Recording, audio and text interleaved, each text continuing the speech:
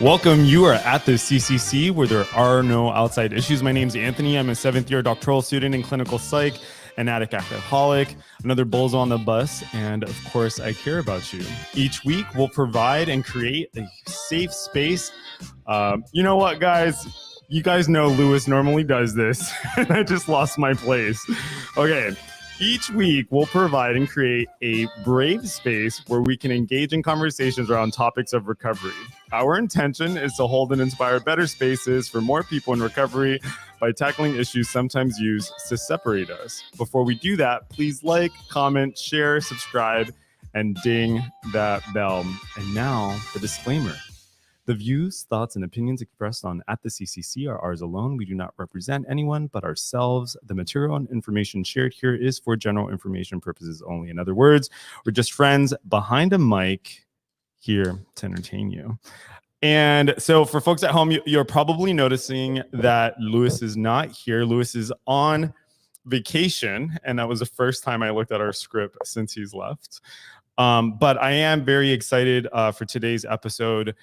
We have Manny here today, and we're going to be talking about finances and recovery. But before we do that, Manny, how is your week? How are you doing?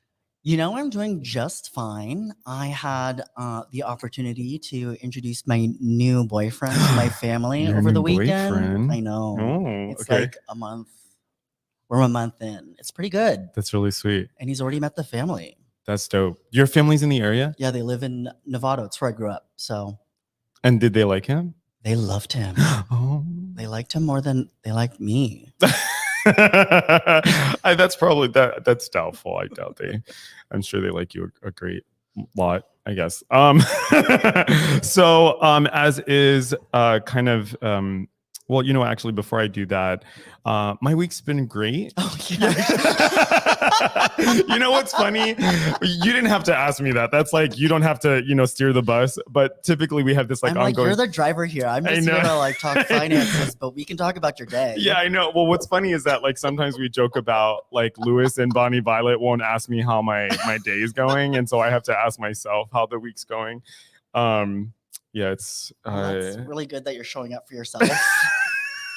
I know. It's dramatic. It's the relationship we have with ourselves. It's really true. Most important, it's true. Right? You can't wait for other people to give you. That's what right. You need. Right. Who's gonna warm the sun? Who's gonna warm the sun? Okay. So, but this has been a cool week for me.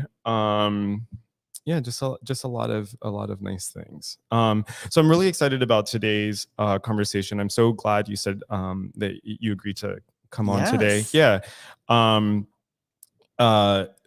Before we jump into that, we have 3 questions that we ask everyone who comes on. Oh God. And I'm going to give you 3 minutes to answer those questions. Okay. So those questions are, we'll just start off with the first one. Okay. Where did you grow up?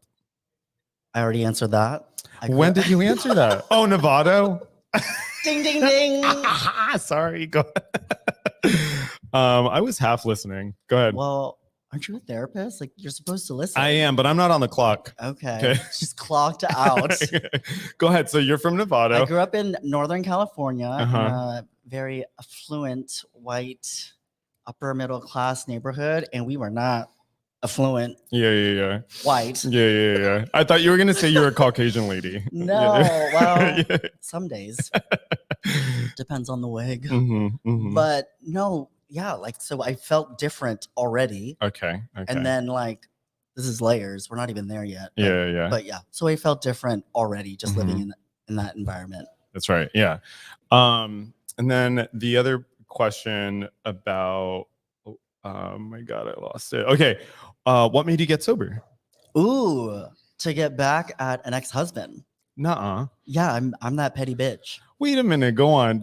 So you're a vengeful sober? You like, it was originally out of vengeance. Yeah, right. Say more. Whatever gets you into the rooms, right? And it was just like, well, first it was like panic because like, damn, I got to take care of myself now. Yeah. Like financially. Yeah. So I was like, okay, so if I have to get sober in order to make this whole life in San Francisco work, I'm gonna have a best goddamn life. Yeah. And I did.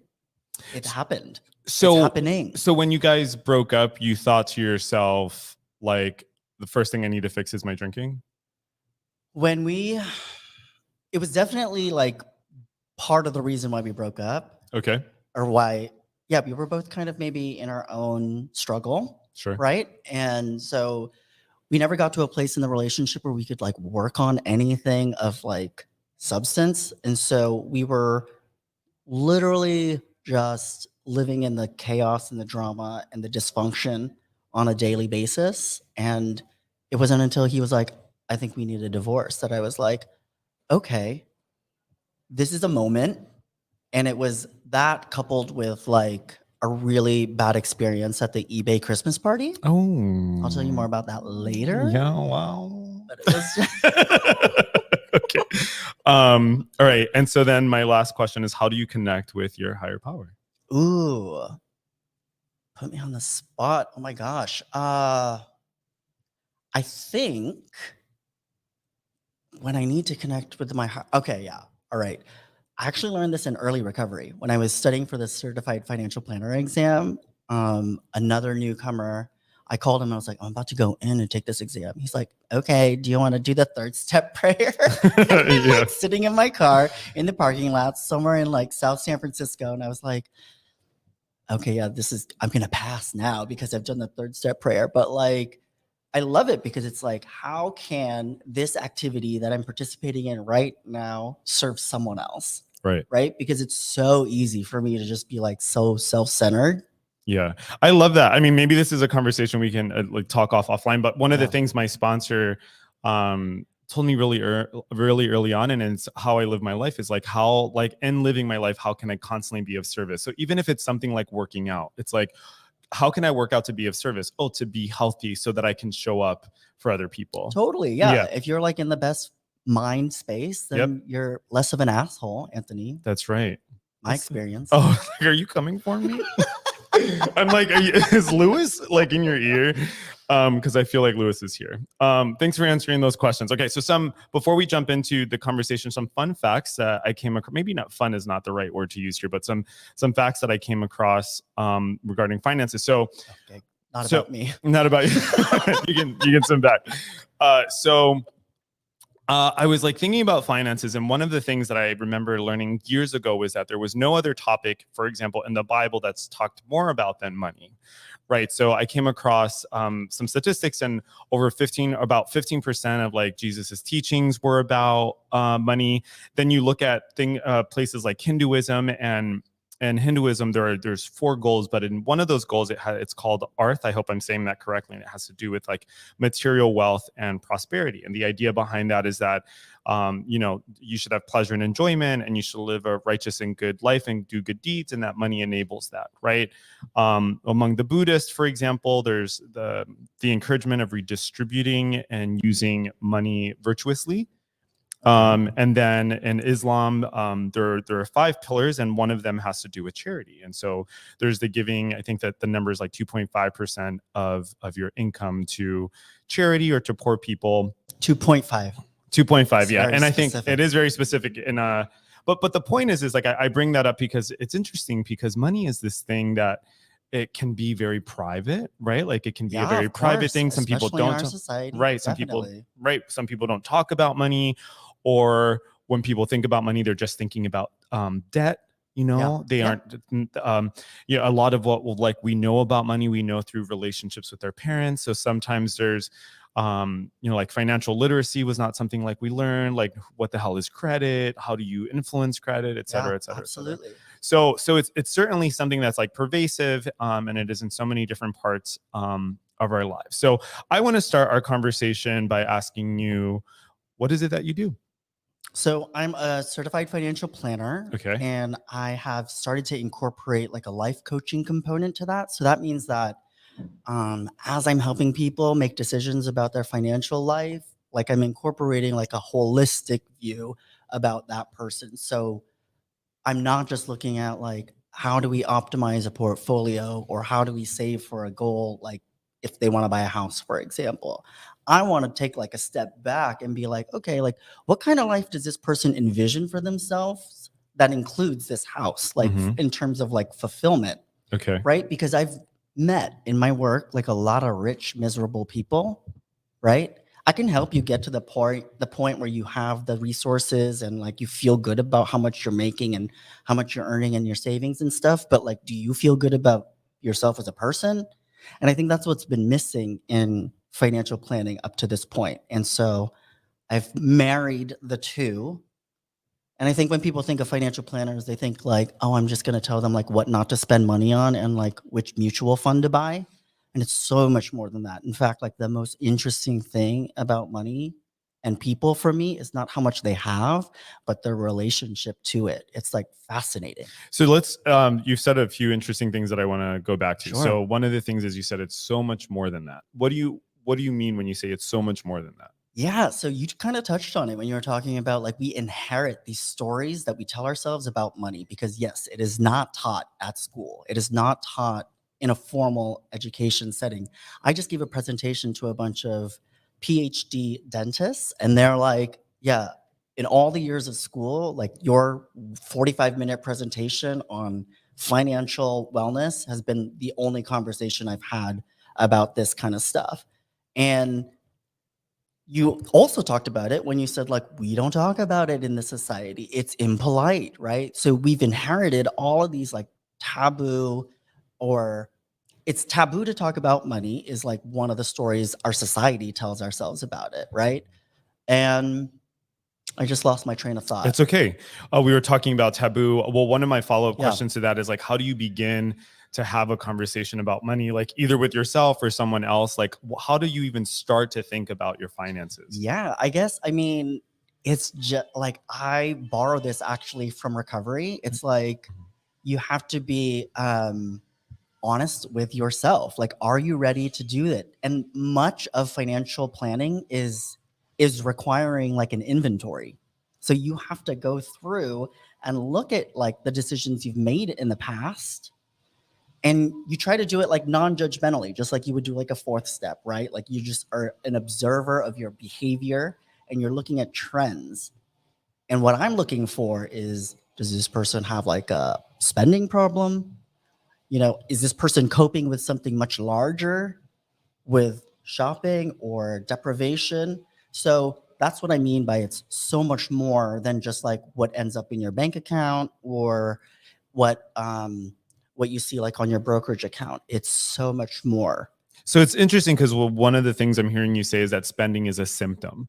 So for example, so when you're talking about the fourth step, for folks who may not be familiar with the fourth step, so the fourth step is a step in 12 step where basically you're looking at your life, you're looking at times where you've had resentments towards people, and you're really distilling that to kind of its simplest parts to see what parts of that came from you and how can you address that. So for example, sometimes like one of the things on my resentments on my resentment list is pride. So pride has often got in the way of my making decisions or asking for help, right? Mm-hmm. And so that may have showed up in a situation where like, you know, I get into a fight with, I get into an argument with someone, and then you distill it down and it's pride, right? But it showed up as like this fight. So what I'm hearing you say is that if you look at someone's spending habits, if that's where someone wants to begin to look at their financial health, looking at their spending habits, you might be able to notice like, oh, I noticed that you're actually spending money you don't have. Yeah. Right. And Yeah. like, what is, and so maybe a question you might ask is like, what is motivating you to spend that money? Yeah, that's part of it too. Yeah. But maybe like let's take a positive take on it, right? Okay. Because when I'm usually starting this conversation with clients, you know, they're coming to me and they have like a specific goal in mind, which is a great place to start, right? Like, what are your financial goals? And like I said, like what does it look like to have a fulfilling life a year from now, 3 years from now, 5 years from now, 10 years from now? Like paint that picture for me in like vivid color about what that looks like. And then we have this discussion about like pulling out values so that when you're making your financial goals, they're not just like you're just throwing them out, you know. You know So, what I mean? Like, yeah, I do know it. So I want to go back to the conversation we had off air, yeah. which is you talked about like the realm of control. Yeah. Right. Yeah. And can you explain a little bit about like the realm of control and then how that relates to your goals? Yeah. So What is the realm of yeah. control? So, Yeah. you know, in like any kind of like psychology, right? We talk about like what's within your realm of control. And in finance, it's the same thing, right? Like, I can't control what the market's going to do. I can't control the geopolitical climate. I can't control if the interest rates are going to go up. Like, all of those factors are out of my control. But what I can control is how much I save, where I save, maybe what investments I pick, right? So there's Right. still a lot within my control. Okay. So the reason why I bring that up is, I have clients who are like, oh my God, like, I'm so nervous. There's all this talk about the debt ceiling.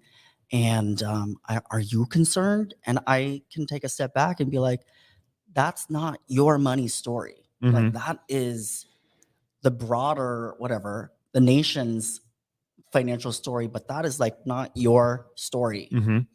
So that's interesting, right? Because I'm wondering how that applies, say, so for example, living in San Francisco, many people, if they have one job, they're working a lot of hours, or if they aren't working one job and a lot of hours, they're working two jobs, right? Mm-hmm. And so a lot of folks might in San Francisco and other areas might feel like they don't have a disposable income and they don't have a lot of money, so they don't have to worry about the debt ceiling and they don't have to worry about interest rates, right? So would you say that, like, a person who might might think that they don't have a lot of money, could they still be financially healthy? Like, what does Oh that look yeah, like? 100%. Yeah.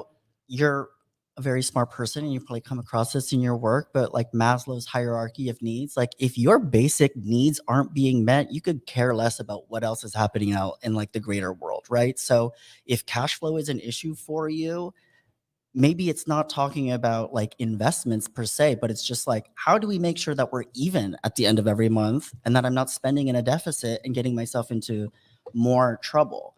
And like, that kind of conversation requires honesty Okay. and like a willingness to like look at maybe the information, because I can't help anybody who's not willing to look at like the numbers, honest numbers, This right? is really interesting to me because what you're talking about sounds very recovery, Oh, right? Like 100%. when you're talking about like money and how people are spending money, or like their relationship to money, it sounds so much like what's actually going on with you, you know?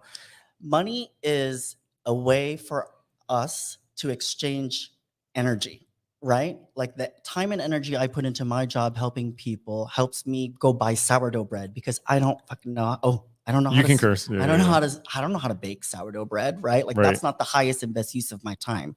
That's not where my specialization and my skills lie. Uh-huh. But you know, so yeah, so that's why it Can shows you up say all the more about time. that? I feel like there's something really nuanced here that's worth kind of like highlighting. So you're to say that like money is the way we exchange energy with each other. Like, Yeah. is there like an underlying, can you say more about that? Yeah, let me give it a little bit more thought. So, what I mean by that is it's just a means for us to like do things, right? It's not the end all be all. Like, if I come across people who are like, I just want to have a portfolio that like creates a lot of money, I'm like, why? I want to get to the why, right? Mhm. So, money is not the why. At least the way I want my clients to be thinking about it, I want them to be thinking about, what does this money get me Mhm. in terms of fulfillment, in terms of honoring my values? Like, is Can it in Go the ahead. process of, or like, is it in service of getting me closer to those things? So what makes the why question important? Like, what about the why question? Yeah, because I want people to be really, really clear about their motivations. Because like most things, like, you can inherit them from other people that like you personally, maybe like that was not maybe an original goal or not a goal for you. And maybe that's why it's so hard for you to reach that goal. It's not your It's goal. not Someone yours. imprinted that onto you.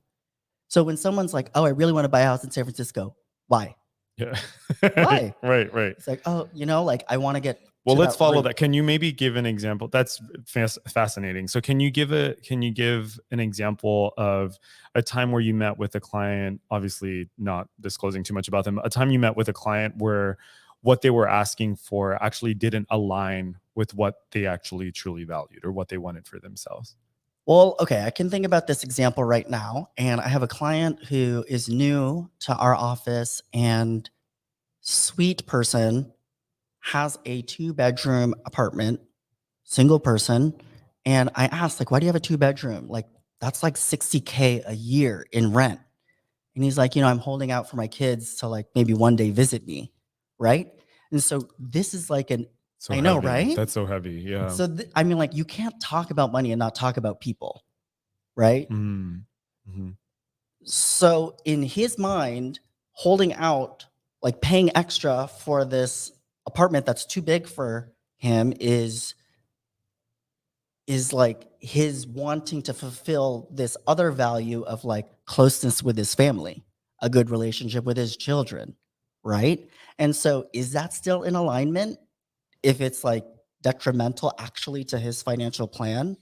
Those are things you got to examine. Can I tell you, you know what that reminds me of? It's like the role that guilt plays or shame plays. So, what I mean by that is like, we can have an experience with something, right? Hmm. I did something, I fucked up, right? And I can acknowledge that I fucked up and I can change my behavior. But what makes that difficult is like if I add guilt and shame to it. And so I might use guilt and shame to kind of replay to myself and to prove to myself that I somehow know better. Like if I think that's kind of how it functions for most people.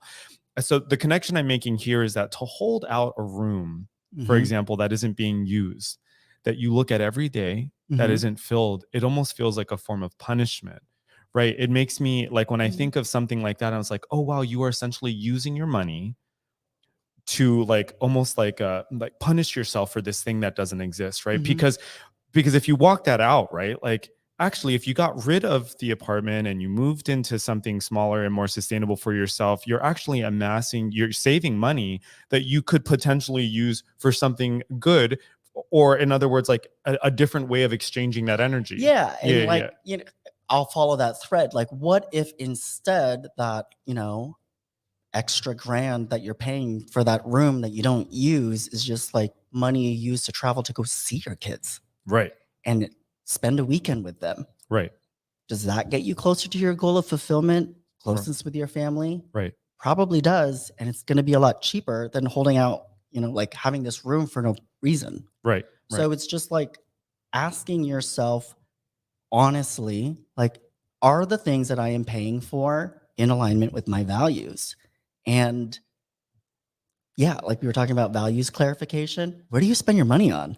That's what you value. Interesting. So I want to go back a little bit, right? So when I'm assuming that there was a time in your life where your finances weren't perfect, or when What you makes you didn't. think they're perfect now? Fair enough. Maybe it's your purple shirt. But like, there was a time in your life where they didn't look like that. So maybe can you say a little bit about like what your financial health looked like when you were drinking and using? Woo. Yes. So I am a people pleaser, Okay. recovering people pleaser. What does that mean? You take your credit card out and you buy everybody around you a round of drinks. You put it on a credit card and you tell yourself, I'm going to deal with this later. When I got sober, I had to deal with the ramifications of this financial wreckage essentially that I caused. And it it took a while to get out of that. And it was like the best teacher of like what I wanted to avoid, but it was a behavior of wanting to have this status and to show people like, I can take hey, care of you. yeah, like or like, hey, look at me, like validate me because I can buy you things in this transaction. Be my friend. I'm buying friendship, right? Like that is deeply wounded Of course. behavior. Yeah. And that stuff had long-term consequences because of the debt you rack up. Like I took vacations so I could be seen on Instagram doing all the things, but no real salary to support that kind of lifestyle. And it wasn't until I got sober where I became like real, right? Because everything becomes very vividly clear to you. Like there's dysfunction in your life, like thinking, Going back to um learning behaviors, like, so for example, like, let's talk about love for a second, right? So we love the way that we were taught to love, right? Mhm. And there's a great book. It's called You're taking it all On over the Loving. place, Yeah, right? yeah. I We're taking mean, money, yeah, love. I mean, it's all connected, right? All right, So keep going. so on Loving by Bell Hooks, I think that's the title, On Loving by Bell Hooks. One of the things that she talks about is, God, I hope I'm not confusing books, but one of the things that she talks about is that many of us have to accept that as children and as younger people, we weren't loved. We were cared for. Oh yeah. There was food on the table. Yes. You know, there was clothes, but we weren't Yes. loved. And the Yes. way she talks about love is that love is spiritually nurturing someone and helping them grow. Right. Yes. I grew up in an immigrant family and the Right. bare minimum was met for sure. Right. Right. But did someone sit next to me like in first grade to read a book with me? That's probably what I needed. Right. Right. But they, I had lunch and I had dinner Right. and a roof, like Right. that Right. was met. Exactly. And that's what I think about. It's like my family didn't have the energy to or the wherewithal to do those things. Right. But the way to they be fair, right, exactly, right. Like they're to working yeah. all Like the jobs. like to attend to like one's mental health. I mean, like one of the things I've heard of is like, when you're living in poverty, no one has the money or the finances or the like to go and like, I'm going to go see this therapist right now who might be down the block. Yeah. Just think about like all the privilege that you have to even be able to sit in front of a professional. Right. Even if your insurance is paying for it, you've got to have the time to take off so you can take.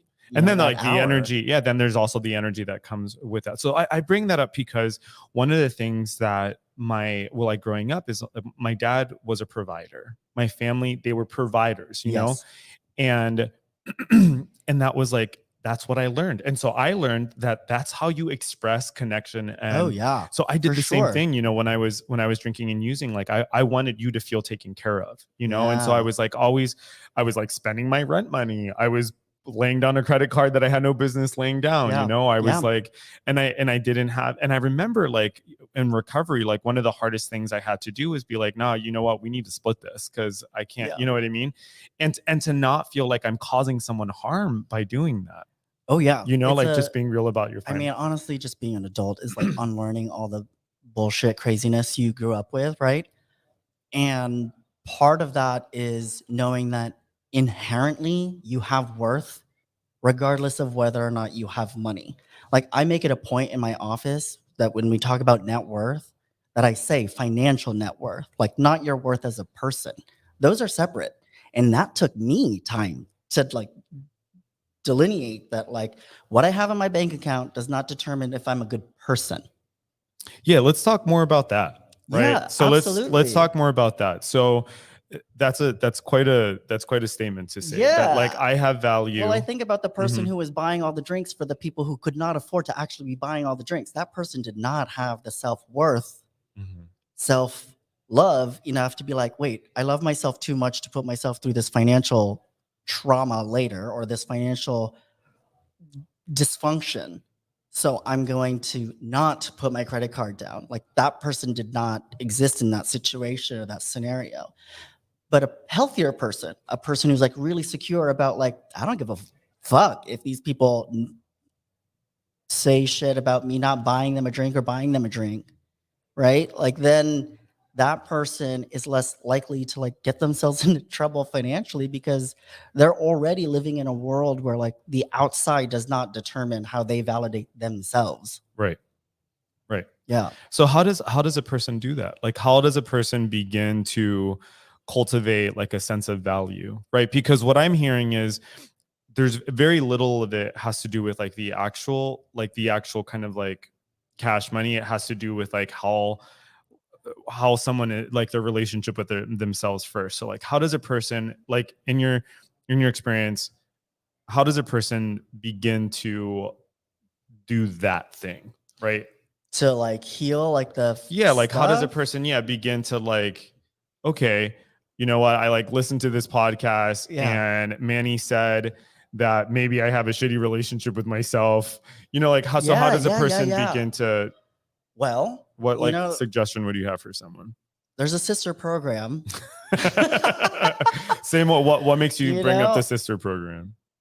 there's a program called Debtors Anonymous. Okay. And it's, follows the same 12 steps that we do. You just replace the word alcohol with debt or crediting or, lending, whatever it may be. But it addresses the dysfunction that people have with money. And sobriety, as defined in that, is like not putting things on, not having or not incurring any new unsecured debts. You can like have a house and a car, but like the person at the bar putting a lot of charges on their credit card, like that's unsecured debt. Can you define that? What's unsecured debt? Yeah, so there's two types of debt. There's secured debt and unsecured debt. Secured debt is secured by like a piece of property. Oh, right. Right. Okay. So your house, if you don't pay the bills, they take the house. If you don't pay the bills for your car, they take the car. Those are secured debts. It's the unsecured debts where people get into trouble, right? That's like the personal loans and the credit cards. It's really easy. And okay, here, to be fair, like the way the financial system is set up, you are not set up to be successful. Like there's a lot of like financial, you've got to be vigilant. Like, say more about that. Yeah, you just got to be vigilant. Like everybody out there that's offering a deal, like there's a catch. There's a catch, right? And I'm not trying to like have you go out into the world and be really super pessimistic, but someone is making money somewhere in that transaction, right? Like I've been like looking at like phone plans because it's time for an upgrade, and I'm like looking at the fine print, and I'm like, dang, 3-year contract. I'm like, where's the catch? Like I'm looking for it, and I've learned to be that like diligent consumer because we're not trained to be that way. Like if you just sit back and watch the commercials that are played for you and the ads that you see on Instagram and Facebook, like there is a system behind all of that that is trying to show you that like if you do not buy this thing that we've put in front of you, you're not going to be happy. And it plays on those like very human things, like you're not going to be popular, the person buying the drinks. Like if you don't buy this thing we're trying to sell you on Instagram, you're not going to get all the things. So yeah, that's I don't know if that answers your no, question. it most certainly does answer my question. I mean, yeah, I'm marketing. I mean, the kind of the spirit of marketing is to create a feeling of lack so that you consume, right? 100%, right? Yeah. So we're like the most hyper consumer culture out there, right? So you are not designed to be successful. And you think about the people who are successful with money, it's because they were taught to be successful with money, and it's like passed down. So what happens to those people who grew up in situations where what was passed down were really bad money habits, right? That's your job as an adult now. And if you're in recovery, like that's your job. That's part of your healing journey, is to unlearn those behaviors, because at the crux of it is just, how do I better take care of myself? Financial wellness is one of those pieces. What would you say are some warning signs that like maybe a person's financial health isn't good? Like what are some of the symptoms Sure. of like, oh, maybe I should look at this? Yeah, right. So one of the things that I ask my clients is like, if you put something, like if you charge something on a credit card versus like charging it on your debit card, like does it feel different? Like, are you more The answer is yes. Yeah. right? Yeah. Like it's way more easy to spend $500 on a credit card than it is to like pull out $500 from the ATM and hand that over. Why is that different? And if that's different for you, that's like something you need to look at, right? Because somewhere in your mind, that bucket of money is different. That dollar from the credit card is not the same as the dollar in your bank account. At the end of the day, it is. And actually, it's more expensive on the credit card side because now you have interest added onto that. So whatever costs you $1 in real life is now $1.25 or whatever the interest rate is. Does that make sense? Right. That does make sense. Okay, we've got 10 minutes. Okay, because I have follow-up questions. Oh, okay. When you say, for example, like that people should be like vigilant consumers, what are things that people should look for? Right. So you were saying, like it'll create like some things will say like the kind of messages, you're not going to be popular or cool or whatever. Like, so what are some things people should look for? How can they begin to be like to be sober consumers? Like, how can you That's a really good way use to sobriety point it. to address your Yeah. financial health? So I guess it's like anything. You want to ask yourself, like, what am I ultimately trying to get out of this situation? Or what am I actually after? Right. So if you're really clear on like your values and your motivation behind a specific transaction or a purchase, like why do you want to go on that trip? Yeah. Why do you want to buy your friend that specific kind of present? Right. Right. So can you then I know this is going to seem like a non sequitur, but you have to trust me here. So can you then tell me what your financial life looks like now, like as a person in recovery? Ooh, yeah. So How are things changed? yeah. So part of that is in some respects like a daily inventory. And I use like software to help me look at like where did the money go? Right. And I use software that just like tracks my spending. And that is a practice of like, that was something I had to learn to do for myself. And it took like a little bit of maturity. It's not the most fun thing in the world. And it's definitely sobering when I see like, this is what you spent, and this is what you have, this is what you anticipate coming in on all, and all those things. It's like, it is, yeah, so the tracking is like one of the biggest pieces. So what do you do with that information? Like, so now, because what you're describing sounds kind of like just like a daily inventory. Yeah. So now you know, like, okay, you're like, I spend X amount of money, I don't have X amount of money, or like, I guess I'm trying to, Yeah. yeah. Okay. So here's a good way to look at it. Okay. Like lately, I've been like, I really want to go to this one store. And like, I don't need any new things like for clothes. But like, there's a feeling in me right now that's like, I really want to go to that store and I want to go shopping. And like, the real question is like, why? Mm. Right? Like from earlier, like, why is that pang to spend coming up for me in this moment right now?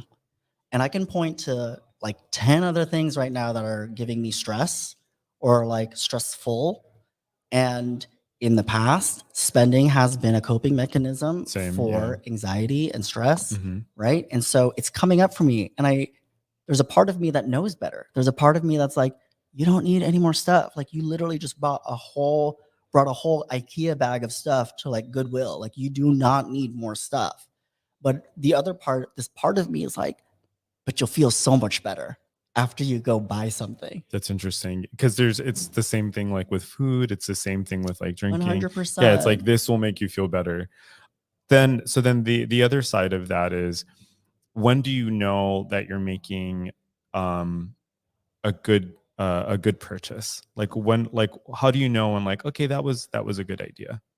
Yeah, and like do you feel good about it? Like if there's any tinge of like shame or regret, then maybe that's something that needs to be looked at. But Yeah. Well, that's interesting. That's like it's kind of crazy that we're landing on, well, like we're that, because that's also really complicated, because there have been times where like I've had to make big purchases. Like, there are things like I have to buy, right? Like, I yeah, moved into a new place and I yeah, bought like a really nice mattress and a really nice bed, and I felt so guilty after making that purchase, and it was well yeah. within my budget, you know. It's tricky, right? Hmm, It's hmm. really tricky because you can also slip into this part of spending. It's a money script. It's called money vigilance, where like it's painful to spend money on yourself. Like, so that's the extreme opposite of someone who is maybe like a money worshiper or like a money status driven person. You have this money vigilant person who's like, I don't deserve a new mattress. And so, like, this idea So of they're like, like sleeping on the floor. Yeah, yeah, yeah, yeah, yeah, or like sure. it's the mattress they've had for like a decade, but like, the what comes up in that is like you feel like you do not deserve to have nice things. Like if the finances check out, like go for it. I am not the person that ever says like don't spend your money on that. I'm not that kind of financial planner. I show my clients like, okay, here are the facts. You tell me what you want to do, right? And that alone, that like act of like inventory and like willingness to be honest with yourself, that is usually by itself enough to get people to change behavior. Yeah, it sounds like I love like where we're landing with this. It sounds like, you know, that the like with anything, it sounds like the best place to start is like the truth. And the truth starts with like very kind of like a simple question, which is why? Why am I making this purchase? Why do I have this feeling? Yeah. Right. And it also sounds like there are also things that like we don't go at alone, right? Like Yeah. at least like with the 12-step model, you know, like we're working with sponsors. So my last question to you is how do you determine like a person who's trustworthy to talk to someone about your finances? Like Yeah. how do you just So make form that relationship? if you've ever like looked for a therapist, sometimes you meet a lot. You have to kind of like date a few to get a good sense. Also, I would just ask for references, ask your friends and family. Like, let's as a society get over this idea that like money is a taboo subject and be like, hey, who do you talk to about your money stuff? Because I have a few questions. Do you trust them? Can I get their number? Yeah, I love that. So it's you don't go at it alone. Yeah, you don't have to. Very good. Any kind of final thoughts before we wrap up? Anything you want folks to know or hear? Or Yeah, that your financial net worth is not who like your worth as a person. Like, get really clear on separating those things. I like challenge you to look at your like top 10 values and see how your spending matches up. right. Like, that's really an enlightening experience. And if people want to learn more about you or is there a way for folks to contact you? Yeah, you just go to mannyapollonio.com and Can you spell that for people? sure, it's Apolloni. MANNYAPOLLONIO.com. And you can reach out to me there. We can have a conversation. Thank you, Manny. That's awesome. So we're gonna start wrapping up. I'm looking over at Brandon because there's some stuff that's gonna pop up here. So Manny's web You address spelled is it on there. wrong. Oh, It's one P. It's 1P. So for folks at home, it's W. Oh, wait, man. Brandon's gonna do it again. Thank you, Brandon. So it's Manny. How do you say your last name? Apollonio. Apollonio. Like So apple and onion. Apollonio. Apollonio. Okay. All right. So, so Don Lee. Oh, how does having a higher power figure into financial recovery? Oh, great question, Don. Oh gosh, was that question there before? Oh, okay. Sorry. Go ahead. So, Go ahead. there's a lot of people who, like, if you're like in a really bad financial situation, I always believe that like everything is temporary. It's like a Buddhist idea, right? Like, everything is temporary. This shitty financial situation you find yourself in is temporary, and it's presented to you as an opportunity to learn, right? Your higher power has put this in front of you for a reason. What is the lesson? That's wonderful. Don Lee, thank you so much for that question. It was actually something we talked about before the camera started rolling. So I love that we're returning back to higher power. Brandon, are there any other comments you want to let through while we're Lewis says, hey Manny and Anthony, miss you all. Oh, hi Lewis. Hi, Lewis. Anka says, thanks Manny, that was great. Hi Anthony. Hi Anka. Thank you everyone at home for listening. The Castro Country Club is a safe and sober community center for all people and a refuge for the LGBTQ recovery community. We provide programs and services that help people change their lives by supporting personal growth. Our vision is to reduce the suffering of addiction by connecting people to our community, opportunity, and support. You can find more information, including all the ways to contact us at www.castrocountryclub.org/podcast. Tune in every Tuesday at 4 p.m. Pacific Standard Time when we go live on our Castro Country Club Facebook and YouTube channels. Find us wherever you listen to podcasts. Bye. Bye.